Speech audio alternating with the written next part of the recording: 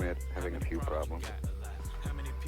Comical as these recordings of astronauts falling on the moon may seem, they were actually carried out under mission orders and were of valuable importance to NASA's research endeavors. During Apollo 15, astronauts were conducting experiments on metabolic rates across various types of lunar terrain, and during Apollo 16, the falls took place while testing differences in locomotion on the moon and Earth. Adding to unexpected seriousness of the footage, well, I don't get it. One of these Is this conspiracy? The life of astronaut Charles Duke, who came close to cracking his suit and exposing himself to the vacuum of space. CGI, it's not. Why astronauts fall. The haphazard movement of Apollo astronauts on the moon is a product of it having only 1/6 of the Earth's gravity. While a body weighs less on the moon, it still has the same mass, which means that the body's inertia, or resistance to changes in motion, stays linked to its mass, rather than changing with the reduced weight. The experience of walking on the moon, therefore, feels unreal and uncomfortable for moonwalkers. In particular, astronaut Buzz Aldrin described the experience of putting a foot down on the satellite as walking on, quote, moist talcum powder. Even within months of non-stop intensive training, the astronauts struggled not only with the conditions of gravity, but also with their spacesuits. Although their spacesuits no longer weighed the 300 pounds they did on Earth, this is cool. They were still stiff and unwieldy. Many regular actions, such as bending down to pick up an object, would only result in a fall, so the astronauts had to use tools for many simple tasks while wearing them. Additionally, in order to crouch, they would need to hop first, and then use the landing to compress their suits. NASA investigations. Starting with the first moon landing in July of 1969, NASA became deeply interested in the mobility of men on the moon, and for the first time, real data on the matter could be collected.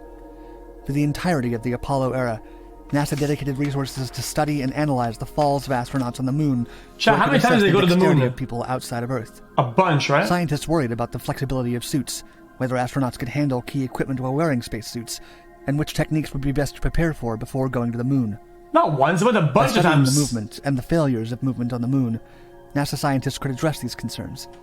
The subject of moon falls was taken seriously, preserved not only in footage but in detailed documents. Wait, chat, how do you guys are all Americans? Like, did they not teach this in school? I don't get it. Chat, they didn't only go once. They went like a bunch of times. It literally got boring at some point, right? One of the reports in the matter about Commander David Scott from the Apollo 15 mission reads as follows, quote, "He begins moving toward a new area as he gives the camera reading and summarizes the description of the area. He steps around a group of rock fragments, and then his right foot steps into a small depression, and he begins to lose his balance. As he steps with his left foot, it slides off a small rock and continues sliding on the loose surface soil. While trying to drive his feet back under his center of gravity, Scott increases his forward velocity. He then falls forward with both hands extended to break the fall. Landing on his left side, he rolls counterclockwise and on his back, and is then out of view of the TV camera." The reports for the Apollo 16 mission were even more detailed, including analysis of why the fall happened, how it did, and how the astronaut returned to his feet. An aspect that scientists focused on was how mobility and energy would change with different movements. Shut up. One of their findings was skipping and walking, while requiring vastly different amounts of energy on Earth, required the same amount as each other on the moon. Another valuable conclusion that NASA made early on was that due to the slower falls, the astronauts had time to correct a slip or work on standing back up in case of a fall. Dude, he's gonna break his suit. You see that? Holy shit! The number of falls were caused by loss of traction because of loose soil. One of the astronauts written about in these reports was Charles Duke, who was trying to lift a pair of dropped tongs when he stepped on them instead and lost his balance trying to pick them up. He fell face first, ironically, after he was trying to pick up the tongs to then pick up a hammer he had dropped a few moments before. That fall was relatively harmless, but during the Apollo 16 mission, he would take a fall that almost ended his life. Charles Duke's fall.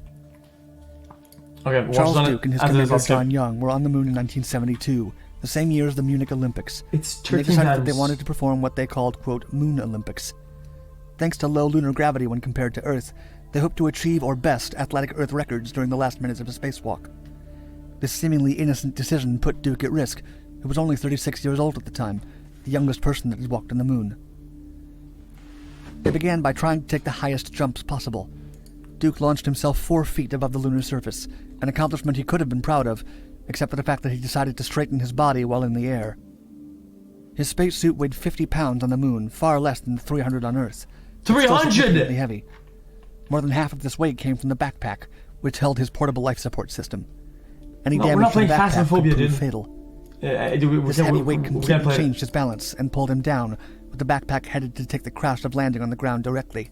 Okay, chat, I'll see you at the Reddit today. Chat, I'll just